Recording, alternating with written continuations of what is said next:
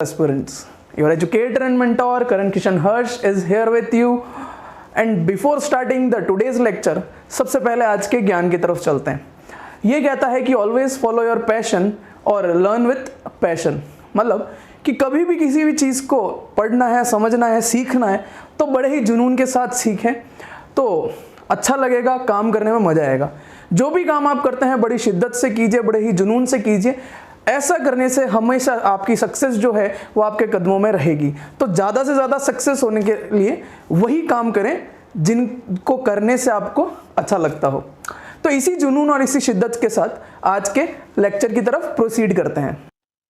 Hello students, तो हम लोग जो है आज फर्स्ट चैप्टर स्टार्ट करने वाले हैं and the name is choice of business organisation. Choice का मतलब आप लोगों को पता है, चॉइस का मतलब होता है सिलेक्शन. और बिजनेस ऑर्गेनाइजेशन की अगर हम बात करें कि बिजनेस ऑर्गेनाइजेशन क्या होता है तो उसके लिए मैं आप लोगों को एक छोटी सी चीज समझाता हूँ.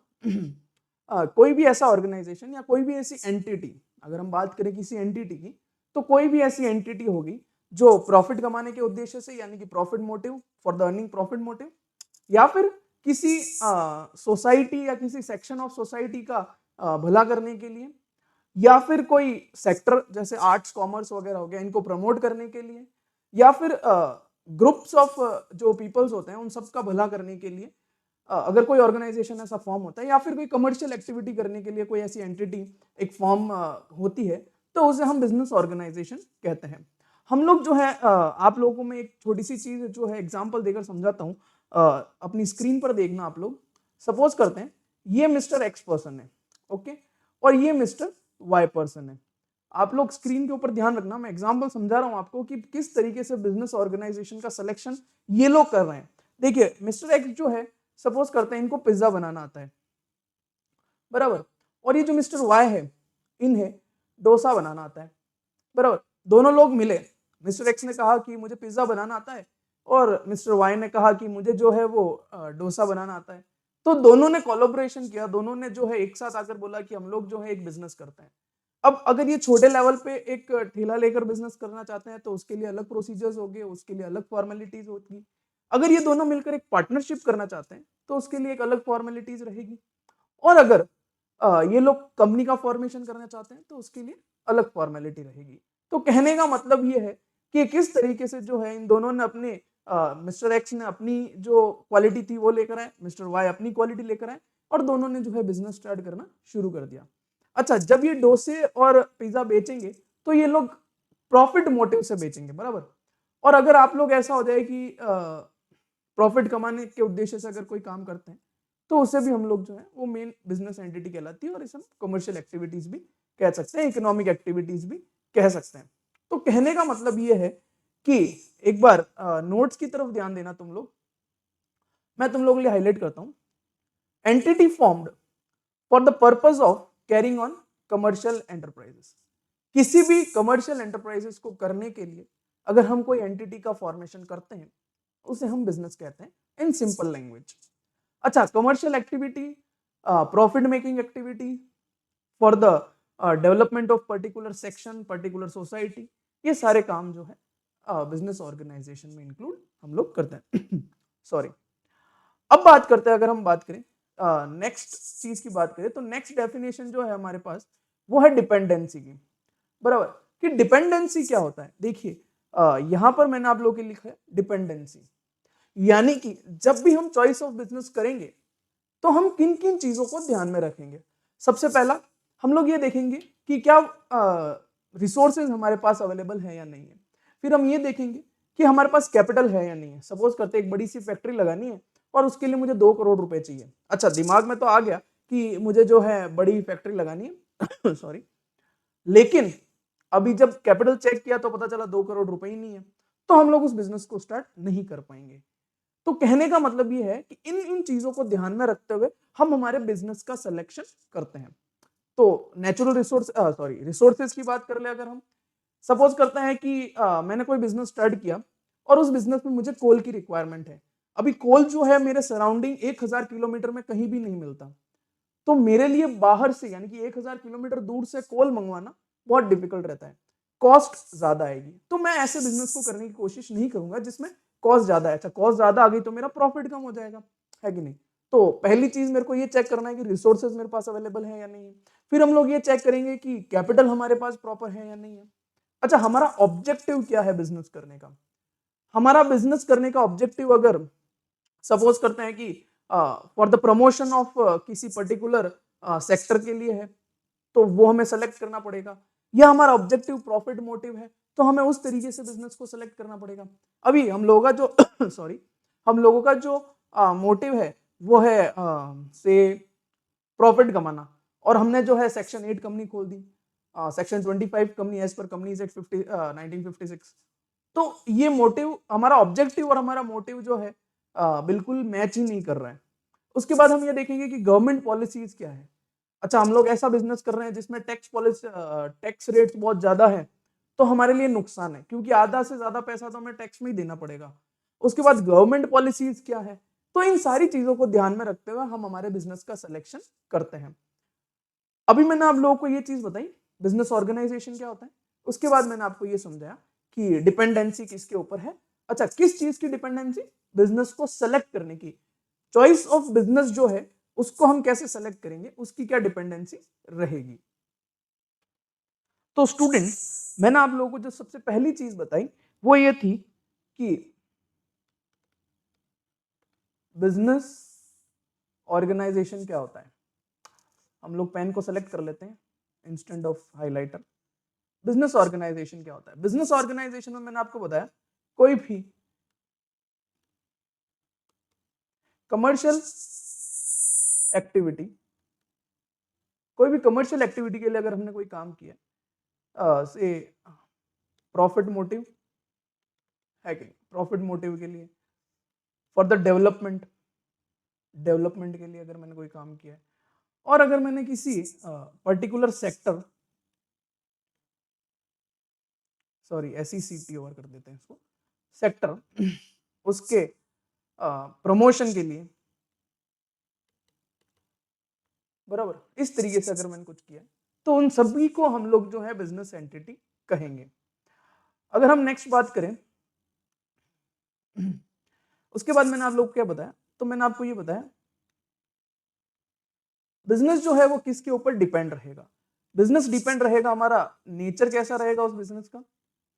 उसके बाद हमारे पास कैपिटल कितना है कि नहीं। उसके बाद हमारे पास रिसोर्सेज कौन से अवेलेबल है, वो है कि नहीं, इनको चेक करना पड़ेगा। उसके बाद गवर्नमेंट पॉलिसीज को हम चेक करेंगे, है कि नहीं। साथ ही साथ रिवीजन होता जा रहा है, पहले आपको नोट से समझाया था, अभी आपको लिख के बता रहा हूँ। गवर्नमेंट पॉलिसीज क्या है, टैक्सेशन पॉलिसीज क्या है। तो ये सारी पॉलिसीज, इन सभी को ध्यान में रखते हुए हम हमारे बिजनेस का सिलेक्शन करते हैं। अब मैं आप लोगों को ये चीज बताता हूँ कि हमारी कंट्री में, हमारी कंट्री यानी कि इंडिया में जो है वो कौन कौन से तरह के बिजनेस है। आप लोग स्क्रीन पे देख सकते हैं, आपके लिए नोट्स लेकर आया हूं मैं। Main types of business in India, एक बार हाइलाइटर सेलेक्ट कर लेते हैं ताकि आप लोगों को जो है इजी हो जाए हाईलाइट करके देखने में। देखो, सोल प्रोपराइटर, सोल प्रोपराइटर। अच्छा, सारी चीजें मैं आप लोगों को एक्सप्लेन करता रहूंगा आगे की फर्दर क्लास में, लेकिन जैसे जैसे नाम पढ़ते हैं वैसे वैसे थोड़ा थोड़ा समझ लेते हैं। हर गली नुक्कड़ पे जो दुकान दिखती है आपको, कभी आप चिप्स लेने जाते हैं, कभी आप बिस्किट लेने जाते हैं, कभी आप किराना का सामान लेने जाते हैं, तो वो सारी ऑर्गेनाइजेशंस जो होती है जिसको एक ही बंदा चलाता है, सुबह से लेकर शाम तक वही बैठता है, वही दुकान खोलता है, वही दुकान को मंगल करता है।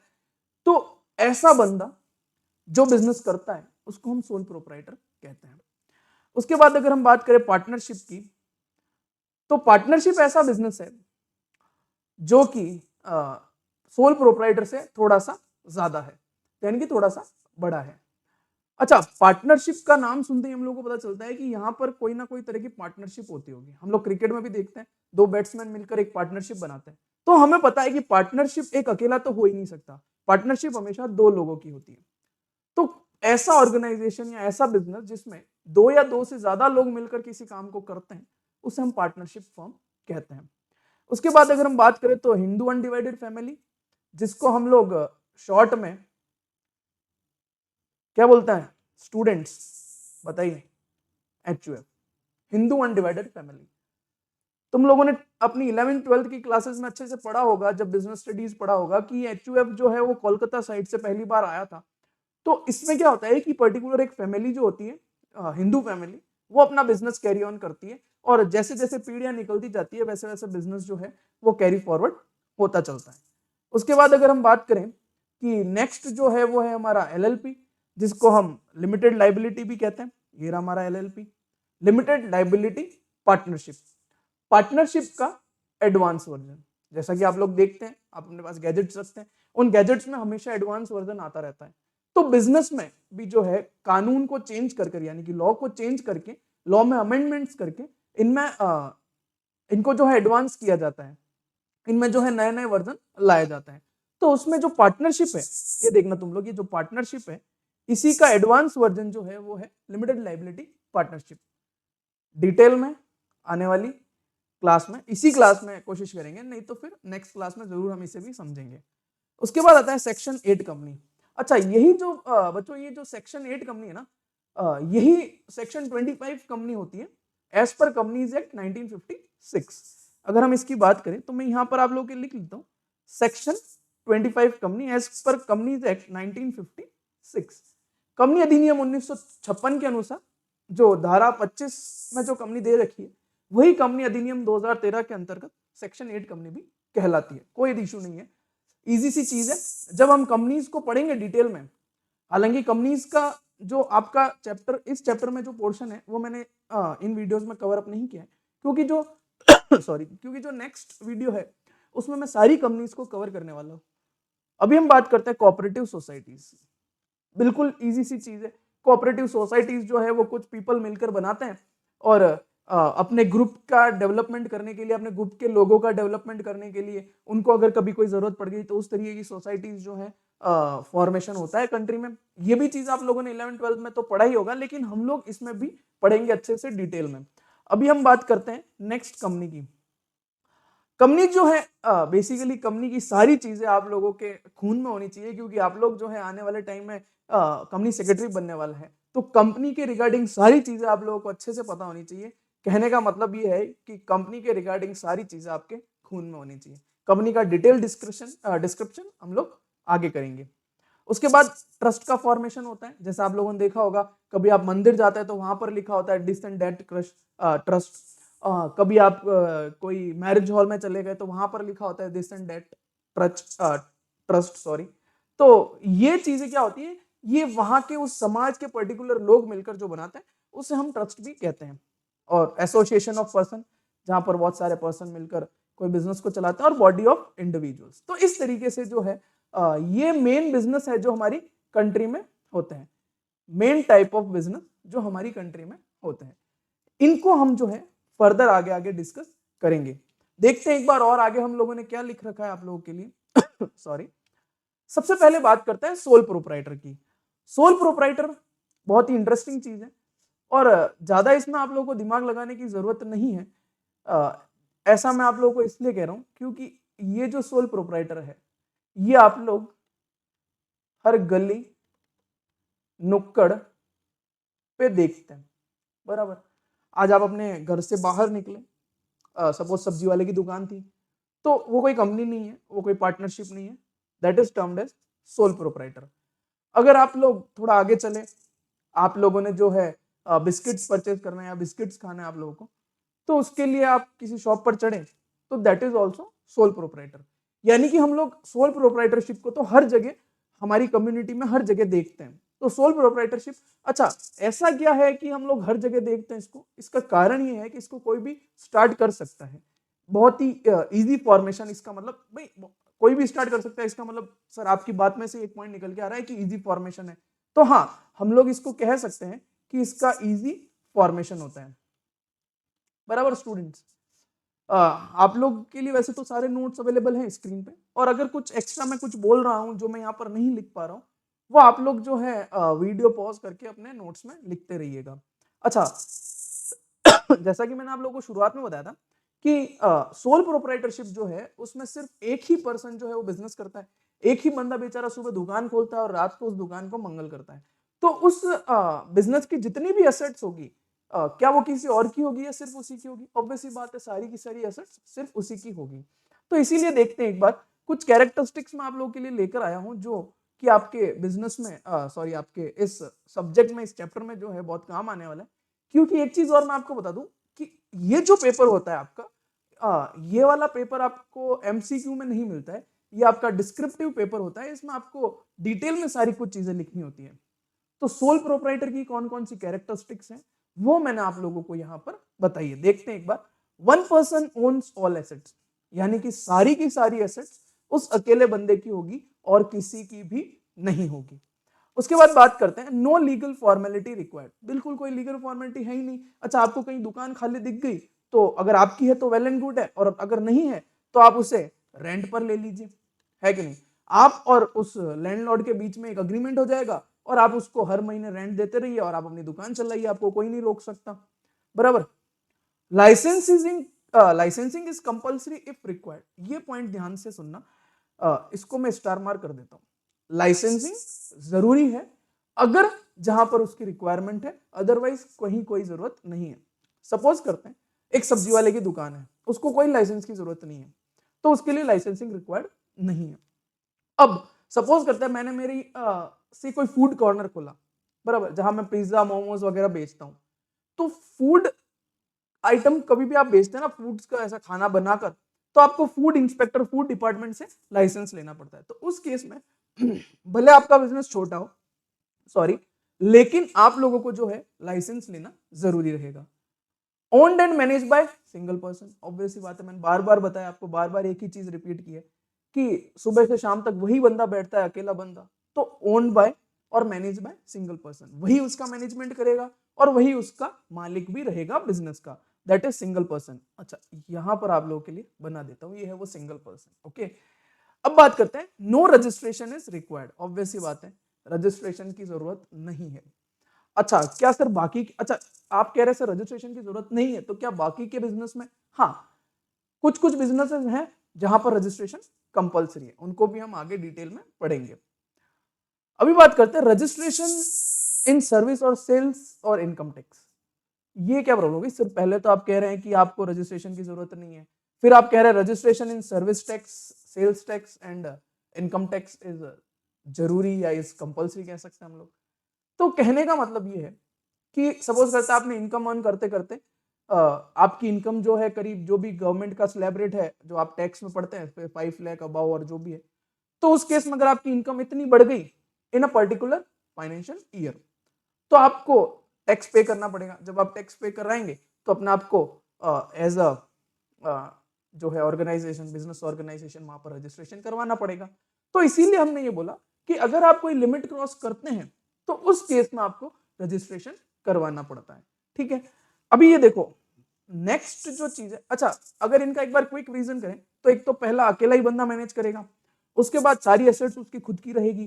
तीसरी अगर हम बात करें तो रजिस्ट्रेशन की रिक्वायरमेंट नहीं है, लाइसेंसेस की रिक्वायरमेंट नहीं है। अगर आप कोई ऐसा खाने पीने का खोलते हैं तो उसमें लाइसेंसिंग की जरूरत होती है as per the government norms. Registration अगर सेल्स टैक्स हो गया, सर्विस टैक्स हो गया सॉरी, इनकम टैक्स हो गया, वहां पर रजिस्ट्रेशन जरूर है। लीगल फॉर्मेलिटीज कोई भी तरह की नहीं है, मन चाहा तब बिजनेस शुरू किया, मन भर गया बिजनेस को बंद कर दिया, दैट्स इट। अब हम बात करते हैं अगर इसके की फीचर्स की, बहुत ही इंपॉर्टेंट रहते हैं की फीचर्स। तो की फीचर्स आपको एग्जाम में भी पूछ सकते हैं कि पर्टिकुलर सोल प्रोप्राइटर के की फीचर्स क्या है, एक शॉर्ट नोट आ जाए सोल प्रोप्राइटर में। तो की फीचर्स तो आप लोगों को हमेशा लिखने ही लिखने, आपके बुक में भी काफी दे रखा है, तो मैंने जो है आप लोगों के लिए एक नोट्स बना रखे हैं, जो समरी नोट्स कह सकते हैं। हालांकि समरी नोट्स तो नहीं है ये सारा कुछ आप ऐसा का ऐसा अगर पेपर में लिखते हैं तो आपके अच्छे मार्क्स बिल्कुल 100% आएंगे। देखते हैं एक बार अनलिमिटेड लाइबिलिटी, दूसरा आता है इजी टू स्टार्ट। दो इसके की फीचर्स हैं, एक तो अनलिमिटेड लाइबिलिटी, दूसरा इजी टू स्टार्ट। हम दूसरा वाला पहले समझते हैं क्योंकि इजी चीज को हम पहले समझने की कोशिश करते हैं। तो इजी टू स्टार्ट का मतलब क्या हो गया कि ये जो बिजनेस है इसको हम कभी भी शुरू कर सकते हैं, इसमें कोई लीगल फॉर्मेलिटीज नहीं है, कोई भी रजिस्ट्रेशन की रिक्वायरमेंट नहीं है। जब मन आया, अगर कोई बिजनेस नहीं है हमारे पास, कोई इनकम सोर्सेस नहीं है, तो हम लोग किसी दुकान को रेंट पर लेकर वो बिजनेस हमने शुरू कर दिया। तो इस तरीके से बिल्कुल ही इजी टू स्टार्ट है। देखो क्या लिखा है मैंने, नो सेपरेट रजिस्ट्रेशन। उसके बाद अगर हाँ आप गुड्स ऑनलाइन बेचते हैं तो आप लोगों को जो है सेल्स टैक्स में रजिस्टर्ड होना पड़ेगा। अब बात करते हैं unlimited liability, no separate existence. Separate existence नहीं होता, यानी कि इसमें बिजनेस और बिजनेसमैन दोनों अलग नहीं होते हैं। बिजनेसमैन ही बिजनेस होगा और बिजनेस ही बिजनेसमैन होगा, यानी कि दोनों एक ही होते हैं, दोनों अलग अलग नहीं होते हैं। तो सर दोनों अलग कब होते हैं? दोनों अलग होते हैं कंपनी में। कंपनी की सेपरेट लीगल एंटिटी एक कैरेक्टरिस्टिक्स होती है जिसमें कंपनी का अलग से अस्तित्व होता है। कंपनी और कंपनी को चलाने वाले एक नहीं होते, लेकिन सोल प्रोप्राइटर में कंपनी बिजनेस ऑर्गेनाइजेशन आपकी एंटिटी और आप यानी कि बिजनेसमैन दोनों एक ही होते हैं। तो इसलिए जो बिजनेस की लाइबिलिटीज रहती है वही बिजनेस के मालिक की भी लाइबिलिटी रहेगी। अगर बिजनेस में से कोई 1 लाख 2 लाख रुपए मांग रहे हैं तो वही पैसा अगर बिजनेस नहीं चुका पा रहा है तो बिजनेसमैन की पर्सनल लाइबिलिटीज में से निकल के जाएगा। से उसकी टीवी बिक सकती है, उसका रेफ्रिजरेटर बिक सकता है, उसके अगर गोल्ड और सिल्वर के कुछ ज्वेलरीज हैं तो वो बेचनी पड़ेगी। तो इस तरीके से लाइबिलिटी जो है वो अनलिमिटेड रहती है। डेप्ट कवर्ड बाय एसपी। एसपी जो है ये एसपी है हमारा सोल प्रोप्राइटर। ये एसपी जो है ये हमारा सोल प्रोप्राइटर, शॉर्ट में लिखा है मैंने। पर्सनल लाइबिलिटी, पर्सनल लाइबिलिटी यानी कि सोल प्रोप्राइटर जो होगा उसकी पर्सनल लाइबिलिटीज में से आपको डेब्ट्स को चुकाना पड़ेगा। तो ये हो गया हमारा सोल प्रोप्राइटरशिप का पूरा डिटेल डिस्क्रिप्शन। हाँ तो स्टूडेंट्स, सोल प्रोप्राइटरशिप समझने के बाद हम लोग नेक्स्ट बिजनेस की तरफ बढ़ते हैं। हालांकि इस बिजनेस के बारे में आप लोगों ने बहुत बार सुना है, मेरे हिसाब से इस बिजनेस के प्रैक्टिकल क्वेश्चंस भी आप लोगों ने किए हैं अपने 11th और 12th में, और बहुत ही क्या कह सकते हैं हम लोग की बहुत ही प्रचलन में, यानी कि आप लोगों के माइंड में काफी बार आप लोगों ने इस बिजनेस के बारे में सुना होगा। यस एब्सोल्युटली, जो आप सुन रहे हैं और जो आप देख रहे हैं वही बिजनेस की बात मैं कर रहा हूँ, दैट इज पार्टनरशिप। हम बात कर रहे हैं पार्टनरशिप फर्म की। पार्टनरशिप फर्म क्या होता है आप लोगों को पता है क्या? मेरे हिसाब से तो आप लोगों को पता होना चाहिए। अच्छा नहीं पता है तो कोई प्रॉब्लम नहीं है, मैं आप लोगों को समझाने के लिए तैयार हूं। देखो पार्टनरशिप, अच्छा जो लोगों के बीच में बिजनेस होता है ना, दो या दो से ज्यादा लोगों के बीच में, उसको हम पार्टनरशिप कहते हैं। और जब पार्टनरशिप बन जाती है, जब बिजनेस शुरू हो जाता है, किसी कोई नाम उस बिजनेस का रख देते हैं, तो उस बिजनेस को हम लोग जो है पार्टनरशिप फर्म नाम से बुलाते हैं। ध्यान से सुनना, पार्टनरशिप बिजनेस है। जब पार्टनरशिप दो या दो से ज्यादा पार्टनर्स मिलकर करते हैं और उस केस में उस पार्टनरशिप का नाम रख दिया जाता है, उस पार्टनरशिप का रजिस्ट्रेशन हो या नहीं हो डजंट मैटर, हम लोग उस बिजनेस को पार्टनरशिप फर्म कहते हैं। आया समझ में? और यहां मैं आप लोगों को बताऊं, सपोज करते हैं आपके लिए कुछ लोग बना देता हूं, आप लोग देख रहे हैं कुछ चिंटू चिंटी मैंने यहां पर बना दिए हैं। तो ये लोग जो है काफी सारे पीपल हैं हम लोग कह सकते हैं, और ये सारे लोग जो हैं, पेन का सिलेक्शन कर लेते हैं, थोड़ा ग्रीन कलर ले लेते हैं। ये जो सारे लोग हैं ये जब मिलकर टुगेदर,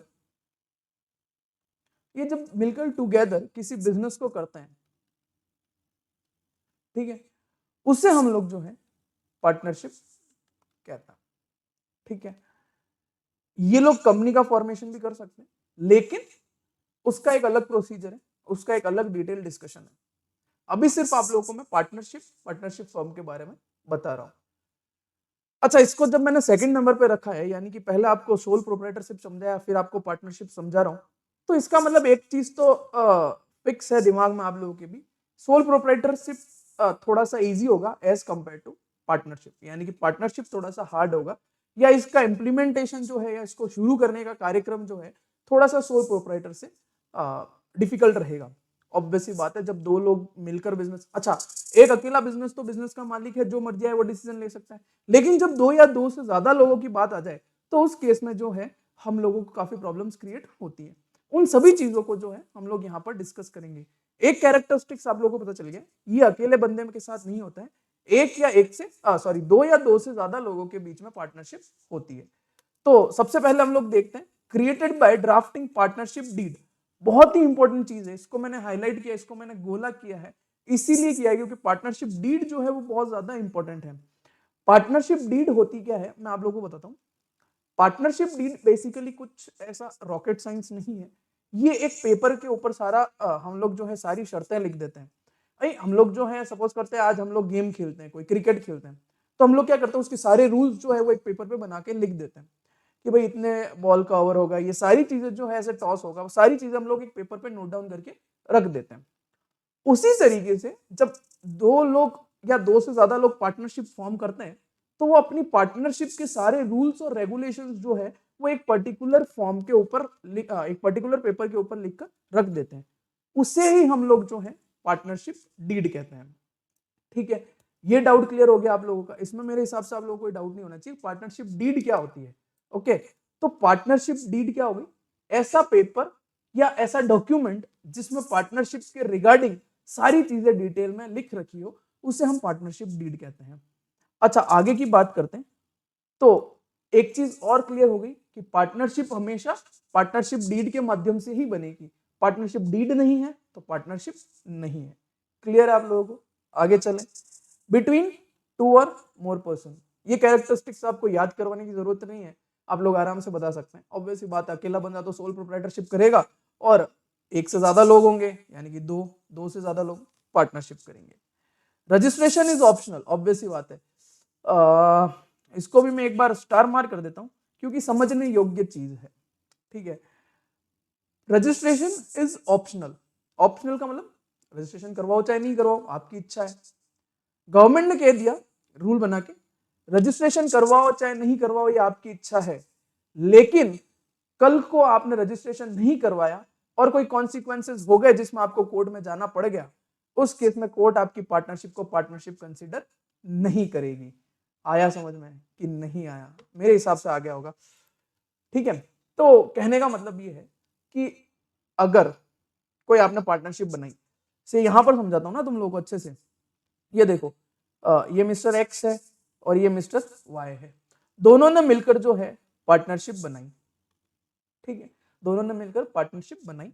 अच्छा, जब सॉरी जब पार्टनरशिप बनाई तो पहले इन्होंने एक पेपर पे डीड बनाई होगी, है कि नहीं?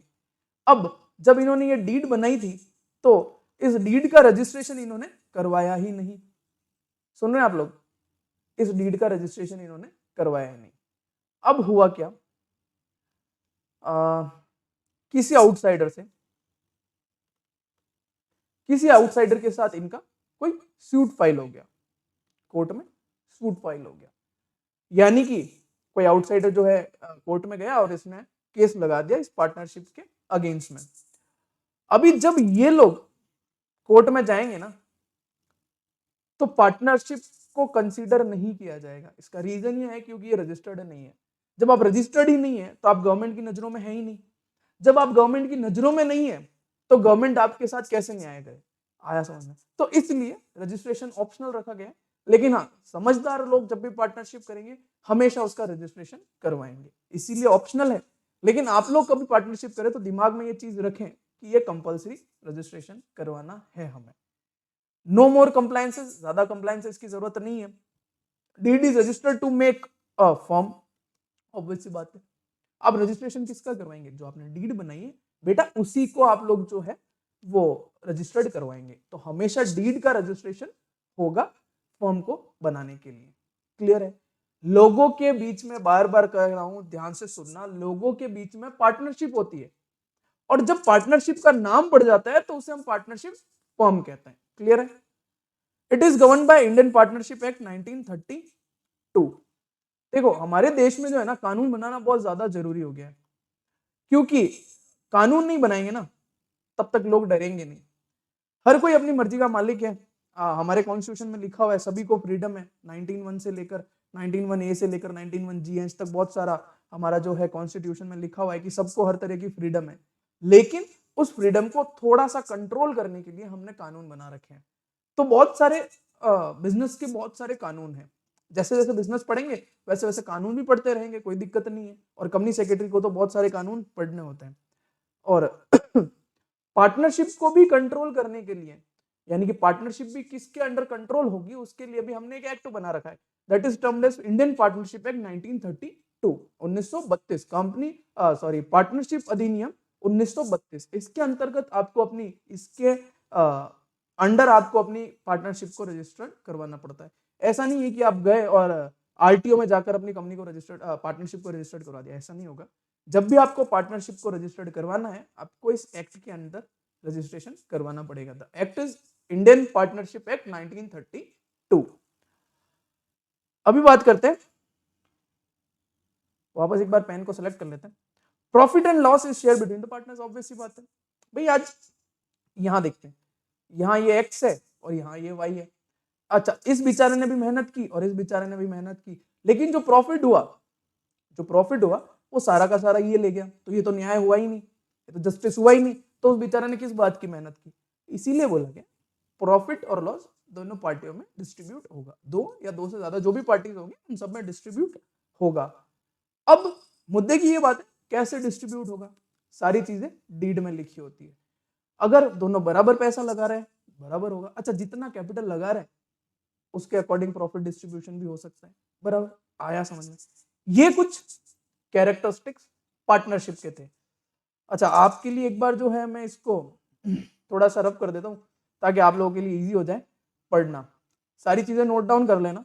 और हाँ, अगर कोई तरह का डाउट हो, बराबर, डाउट तो हो ही सकता है, जब आप अपने नोट्स पढ़ेंगे, जब अपनी क्लासेस लेंगे, तो डाउट तो आप लोगों के साथ आ ही सकते हैं। डाउट में ऐसी कोई प्रॉब्लम नहीं है। अगर आपको कोई डाउट हो जाए तो आप डाउट को सॉल्व कैसे करेंगे? सर, क्या आप कमेंट करेंगे, फिर आप सर हम कमेंट करेंगे, आप उस कमेंट को पढ़ेंगे, फिर उस डाउट को सॉल्व करने के लिए वीडियो बनाएंगे? इतना झमेला नहीं करना है। जब भी पढ़ने बैठे कोई भी डाउट आया सीधा इस नंबर पे व्हाट्सएप करो। जो भी डाउट हो सीधा इस नंबर पे व्हाट्सएप करो, हाथों हाथ आप लोगों का डाउट क्लियर हो जाएगा। बार बार पहले आप कमेंट करो फिर मैं उसके ऊपर वीडियो बनाऊं, ऐसा कोई नहीं है। आपका पर्सनल डाउट है, इस नंबर पे आप लोग व्हाट्सएप कीजिए, मैं आप लोग के डाउट सॉल्व कर दूंगा। अभी हम बात करते हैं, सारी बातों को साइड में रखते हुए थोड़ा सा पेन का सिलेक्शन कर लेते हैं, रेड पेन ले लेते हैं, है कि नहीं? अभी हम बात करते हैं की फीचर्स की, यानी कि हमारे की फीचर्स क्या रहेंगे। देखते हैं सॉरी, बराबर, हम लोग आ गए हैं की फीचर्स की तरफ। अच्छा, आप लोग ये बताएं की फीचर्स किसके पढ़ रहे हैं, सोल प्रोप्राइटरशिप के या पार्टनरशिप के? ऑब्वियस सी बात है पार्टनरशिप के। तो पार्टनरशिप के की फीचर्स क्या हैं? आपकी बुक में यानी कि स्टडी मटेरियल में भी इसी नाम से ये सारे जो हाईलाइटेड पॉइंट्स वो दे रखे हैं। अच्छा, इसके 3 की फीचर्स हैं, ध्यान रखना आप लोग, इसके 3 की फीचर्स हैं। उन की फीचर्स में पहला है unlimited liability, easy to start और रिलेटिवली इनएक्सपेंसिव। सोल प्रोप्राइटर बिल्कुल भी एक्सपेंसिव नहीं है। पार्टनरशिप थोड़ा सा एक्सपेंसिव है, लेकिन अगर इससे बड़े बड़े बिजनेस की बात करें तो उनसे थोड़ा कम एक्सपेंसिव है, इसलिए हमने लिखा relatively inexpensive, easy to start. Obviously बात है, दो लोग आ गए, सपोज करते हैं संता और बंता दोनों आ गए, अब दोनों को एक बिजनेस शुरू करना है, दोनों ने मिलकर पैसा लगाया और बिजनेस शुरू कर दिया। एक पार्टनरशिप डीड बना दी पेपर पे, उसको रजिस्टर्ड करवा दिया और काम हो गया। Registration partnership act, Indian partnership act 1932 के अंदर होगा और पार्टनरशिप का काम शुरू हो गया, तो इजी टू स्टार्ट हो गया। अब मैंने आपको बताया कि सॉरी, इससे जो बड़े बिजनेस हैं उनसे ये थोड़ा कम एक्सपेंसिव होता है, यानी कि सोल प्रोप्राइटर से तो एक्सपेंसिव है ही है। अब एलएलपी हो गया, कंपनीज हो गई, private company, public company, trust हो गए, कोऑपरेटिव सोसाइटीज हो गई, उनसे थोड़ा ये सस्ता पड़ता है। तो सोल प्रोप्राइटरशिप नहीं करना है तो ये काम कर लो, कौन सा? पार्टनरशिप का। अब बात करते हैं अनलिमिटेड लाइबिलिटी की। भैया अनलिमिटेड लाइबिलिटी सोल प्रोप्राइटरशिप में भी थी, पार्टनरशिप में भी थी, यानी कि हमारी कंट्री में दो बिजनेस का इंट्रोडक्शन या इंट्रोड्यूस, दो बिजनेस हो चुके हैं, पहला सोल प्रोप्राइटरशिप, दूसरा पार्टनरशिप। इन दोनों में एक माइनस पॉइंट यही है अनलिमिटेड लाइबिलिटी, यानी कि अगर आपके ऊपर किसी भी तरह का डेप्थ है रिगार्डिंग द बिजनेस, उस बिजनेस के रिगार्डिंग अगर आपके ऊपर किसी तरह का डेप्थ है, यानी कि आप लोगों के ऊपर कोई कर्जा है उस बिजनेस को लेकर, तो वो बिजनेस के पैसे से तो चुकेगा, लेकिन फिर भी बिजनेस का पैसा कम पड़ गया तो आपको अपने घर से वो पैसा लाना पड़ेगा। आया समझ में? क्यों? इन दोनों की बिजनेस की सेपरेट एंटिटी नहीं होती, सेपरेट एग्जिस्टेंस नहीं होता। इसमें भी सेम चीज होगी, अगर आप लोगों को कोई तरह का नुकसान हुआ है बिजनेस में और बिजनेस के पास इतना पैसा नहीं है, आपकी पार्टनरशिप फर्म में, आपके पार्टनरशिप फर्म के गुल्लक में इतना पैसा नहीं है कि उस लॉस को रिकवर कर पाए, घर जाएंगे, घर से टीवी उठाएं उसको बेचें, एयर कंडीशनर उठाएं उसको बेचें, रेफ्रिजरेटर उठाएं उसको बेचें, सोना चांदी बेचें, कोई भी चीज बेचें, आपकी पर्सनल प्रॉपर्टी इस बिजनेस में भी जाएगी। तो ये जो है इसका एक माइनस पॉइंट है, ये इसके दो जो है प्लस पॉइंट है। आया समझ में? ये एक छोटा सा था हमारा पार्टनरशिप, पहले चैप्टर के रिगार्डिंग। बाकी तो पार्टनरशिप बहुत बड़ा है, लेकिन अगर हम पहले चैप्टर को कंसीडर करें चॉइस ऑफ बिजनेस, और उस चॉइस ऑफ बिजनेस को पॉइंट्स को या फिर उसके स्टडी मटेरियल के पॉइंट्स को अगर हम कंसीडर करें तो हमारा पार्टनरशिप जो है वो इतना ही है। अभी मैं आप लोगों के लिए एक मजे की बात ये बताता हूँ। आप लोग बहुत ज्यादा कंफ्यूज होते हैं कि सर हम कौन सा चैप्टर पढ़ें, कैसा पढ़ें, कौन सा चैप्टर कितने मार्क्स का रहेगा। तो मैं आप लोगों को ये बता दूं कि ये जो है approx to approx 4 to 5 marks का चैप्टर रहता है। जब आपका पेपर बनता है तो उस पेपर में आपके 4 से 5 मार्क्स के क्वेश्चन इस चैप्टर में से आता है। सिर्फ पहले चैप्टर की बात कर रहा हूँ, ये जो 2 टॉपिक पढ़ा है उनकी बात नहीं कर रहा हूँ, पूरे पहले चैप्टर जो है वो 4 से 5 मार्क्स का कवर करता है। तो अच्छे से इसको भी आप लोग जो है पढ़ें। काफी स्टूडेंट्स होते हैं इसको छोटा सा समझ के चले जाते हैं कि ये तो बिल्कुल छोटा सा है, लिख देंगे, लेकिन इसमें भी इतनी सारी चीजें और इतनी नॉलेजेबल चीजें हैं कि हम लोग जो है इसको स्किप कर जाते हैं, और जब वहां जाते हैं तो पता चलता है कि अरे यार ये 4 नंबर का क्वेश्चन रह गया। और प्रोफेशनल एग्जाम में कंपनी सेक्रेटरी, मेरा खुद का ही एक्सपीरियंस है कि अगर आप एक एक चीज पढ़ के नहीं गए तो आपके लिए बहुत ज्यादा प्रॉब्लम क्रिएट कर जाती है वहां पर। तो अच्छे से ये सारी चीजें पढ़े। नोट्स आप लोग को स्क्रीन पे दिख ही रहे हैं, आप नोट्स को जो है वीडियो पॉज करके नोट डाउन कर लीजिए। और अदरवाइज अगर आपको नोट जो है पीडीएफ में चाहिए तो नंबर मैंने लिख दिए थे, आप लोग जो है वहां आप मेरे को व्हाट्सएप करें, मैं आप लोगों को जो है वो भी नोट्स प्रोवाइड करवा दूंगा। आगे वाली क्लास में यानी कि नेक्स्ट वीडियो में हम इसके 2 पार्ट रिमेनिंग जो है 2 बिजनेस और वो पढ़ेंगे। हालांकि हमारे स्टडी मटेरियल में 2-3 और बिजनेस हैं, जैसे प्राइवेट कंपनी हो गया, पब्लिक कंपनी हो गया, उनके बारे में भी समझाया गया है सॉरी, लेकिन वो हम सारा सेकंड चैप्टर में ऑलरेडी कवर करने वाले हैं, तो अननेसेसरीली एक बार पढ़ा फिर दूसरी बार पढ़ा पढ़ने की जरूरत नहीं है, एक बार में ही सारी चीज आपकी क्लियर करवा दूंगा। तो इस चैप्टर से हमारे 2 पॉइंट और रिमेनिंग रहता है, 2 बिजनेस और पढ़ने रहेंगे हमारे, जो हम लोग हमारी नेक्स्ट वीडियो में 100% कवर कर लेंगे, और नेक्स्ट वीडियो में आपका ये चैप्टर भी खत्म हो जाएगा। ओके, तो आज के लिए जो है हम इतना ही रखते हैं। और सबसे मेन बात तो रह गई, अगर आपने चैनल को सब्सक्राइब नहीं किया है सब्सक्राइब कर लीजिए, बेल आइकन दबा दीजिए ताकि सबसे पहले नोटिफिकेशन आपके पास पहुंचे। ठीक है, आगे की क्लास बाद में देखते हैं, तब तक इस वीडियो को एंजॉय कीजिए। Thank you, have a good day.